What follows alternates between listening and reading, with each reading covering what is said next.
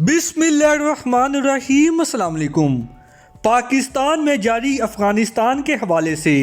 OIC meeting کے اہم اجلاس سے ہم آپ کو مسلسل آگاہ رکھے ہوئے ہیں۔ آخر اس میٹنگ میں ہونے کیا جا رہا ہے اور بالخصوص یہ میٹنگ پاکستان کے پوائنٹ آف ویو سے کیوں اتنی اہم تصور کی جا رہی ہے۔ سب سے اہم بات تو پوری دنیا کو یہ ماننا ہوگا کہ افغانستان میں امن ہوگا تب ہی پاکستان میں امن ممکن ہے۔ اس کی سب سے اہم وجہ یہ ہے کہ افغانستان اور پاکستان کا ایک بہت بڑا بارڈر آپس میں انٹر کنیکٹ ہیں، اور اگر خدا نخواستہ افغانستان میں ایک بار پھر خانہ جنگی شروع ہوتی ہے تو سب سے زیادہ ایفیکٹ ہونے والے ملکوں میں پاکستان کا پہلا نمبر ہوگا، کیونکہ اس وقت افغان عوام کو ایک وقت کا کھانا کھانے کے لیے اپنے بچوں کو بیچنا پڑ رہا ہے۔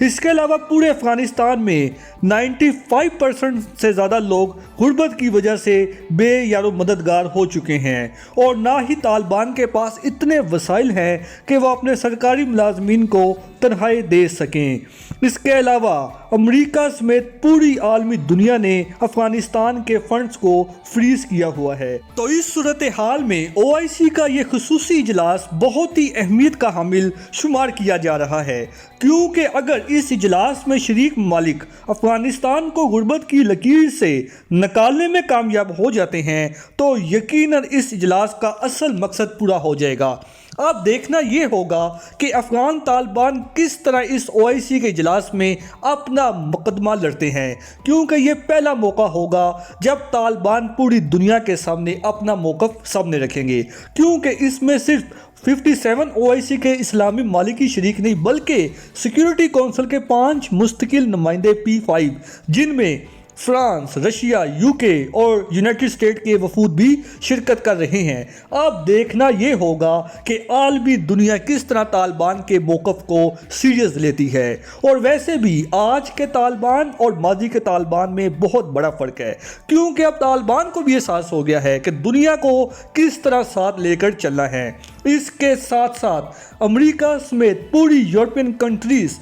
کا طالبان سے پہلے دن سے یہ مطالبہ تھا کہ وہ عورتوں کی تعلیم اور ان کو سرکاری اور نجی اداروں میں جابز کرنے کی آزادی ہونی چاہیے، جن کو طالبان نے کافی حد تک اسلامی قوانین کو فالو کرتے ہوئے عمل درآمد کرنا شروع کر دیا ہے۔ یہاں سب سے اہم بات یہ ہے کہ جب سے طالبان نے افغانستان کا اقتدار سنبھالا ہے تب سے افغانستان میں دہشت گردی کے واقعات میں نمایاں کمی آئی ہے، جس کا اظہار خود انٹرنیشنل میڈیا اپنی رپورٹنگ میں کر چکے ہیں۔ اس لیے بظاہر تو ایسا ہی لگ رہا ہے کہ طالبان ان سب اچیومنٹس کا یقینی طور پر کریڈٹ لینا پسند کریں گے، جس سے کافی حد تک طالبان OIC میں شریک ممالک کی توجہ اپنے تک مرکوز کر سکتے ہیں، اور اگر ان کیس پھر بھی دنیا طالبان کو نظر انداز کرتی ہے تو پھر یقیناً افغانستان میں خانہ جنگی کے نمایاں اثرات نظر آ رہے ہیں، کیونکہ اس بات کا سخت خطرہ موجود ہے کہ بھوک سے ماری افغان عوام اپنی زندگی بچانے کے لیے پاکستان، چین، روس اور ایران سمیت پوری دنیا کا رخ کر سکتے ہیں، جس سے دہشت گردی کی ایک نئی لہر جہنم لے سکتی ہے، جو کہ 9/11 سے بھی زیادہ خطرناک ثابت ہو سکتی ہے۔ اسی لیے پاکستان، چین، روس سمیت دیگر اہم ممالک دنیا کو زور دے رہے ہیں کہ وہ افغان کرائسس کو سیریس لیں،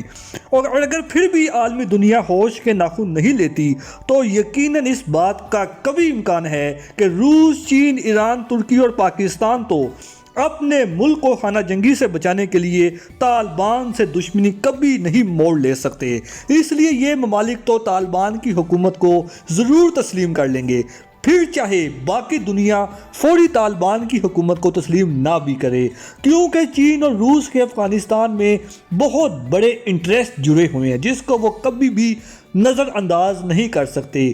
اور ایک بار جب چین، روس، پاکستان، ایران اور ترکی نے افغانستان کی حکومت کو تسلیم کر لیا تو پھر اس میں کوئی شک نہیں کہ امریکہ بھی طالبان کی حکومت کو تسلیم کر لے گا، کیونکہ جہاں تک بات کی جائے انٹرسٹ کی تو یقیناً امریکہ کے افغانستان میں روس اور چین کی نسبت زیادہ انٹرسٹ چھپے ہوئے ہیں، کیونکہ امریکہ ہی وہ ملک ہے جس نے افغانستان میں سب سے زیادہ انویسٹمنٹ کر رکھی ہوئی ہے، جس کو وہ کبھی ضائع نہیں کرنا چاہتے۔ اس لیے اب دیکھنا یہ ہوگا کہ عالمی دنیا کس طرح طالبان کے موقف کو سنتی ہے، جس کے بعد مزید کوئی نتیجہ اخذ کیا جا سکتا ہے۔ ملتے ہیں انشاءاللہ اگلی ویڈیو میں، تب تک کے لیے اجازت۔ اللہ پاک ہم سب کا حامی ناصر ہو۔ پاکستان زندہ باد۔